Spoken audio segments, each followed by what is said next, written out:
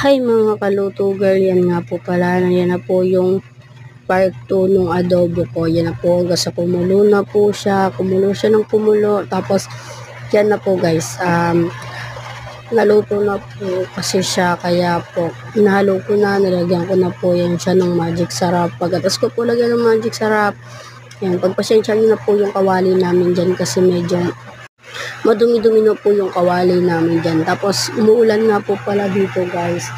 Kaya ayusin na lang natin, ayusin ko na lang to para marami marinig ng maayos. And, ayan nga pala, ako nga po pala si Luto Girl. And, nagpa-practice pa lang po ako mag-vlog para po kasi sa tito ko na PWD. Kaya yan guys, tandaan niyo lagi ito. Nagpa-practice pa lang po. Nagpa-practice pa lang po akong mag-vlog niyan. Kaya po, sorry po kung utal-utal po akong magsalita po ito sa voice record. Ay, umuulan po.